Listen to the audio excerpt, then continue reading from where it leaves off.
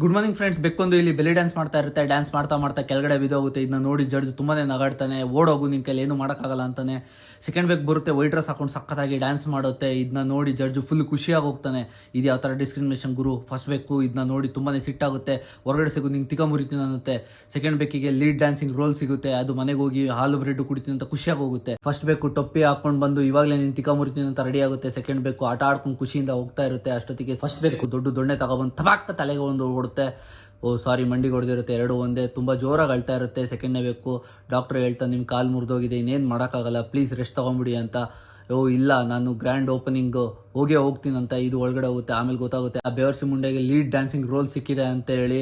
ಆಮೇಲೆ ಅದು ಇದ್ರ ಬ್ಯಾಗ್ ಚೆಕ್ ಮಾಡುತ್ತೆ. ಅವಾಗ ಇದಕ್ಕೆ ಹೊಡೆದಿರೋ ದೊಣ್ಣೆ ಸಿಗುತ್ತೆ. ಇದಕ್ಕೆ ಫುಲ್ ಶಾಕ್ ಆಗಿ ಹೋಗುತ್ತೆ ಇದೇನಾಯಿತು ಅಂತ. ಆಮೇಲೆ ಇದು ಪೊಲೀಸಿಗೆ 911 ಕಾಲ್ ಮಾಡುತ್ತೆ. ಪೊಲೀಸ್ ಬಂದ್ಬಿಟ್ಟು ಮಂಕಿಗಳ ಥರ ನಿಂತಿರ್ತಾರೆ. ಆಮೇಲೆ ಬಂದ್ಬಿಟ್ಟು ಲಾಸ್ಟಿಗೆ ಇದನ್ನ ಅರೆಸ್ಟ್ ಮಾಡ್ಕೊಂಡು ಹೋಗುತ್ತೆ. ಇದು ಫುಲ್ ಖುಷಿಯಿಂದ ಇನ್ನೊಂದು ಚಾನ್ಸ್ ಸಿಕ್ಕಿದ್ದಕ್ಕೆ ಬೆಲ್ಲಿ ಡ್ಯಾನ್ಸ್ ಮಾಡೋಕ್ಕೆ ರೆಡಿ ಆಗುತ್ತೆ. ಎದ್ದು ನಿಂತ್ಕೊಂಡು ಡ್ಯಾನ್ಸ್ ಮಾಡು.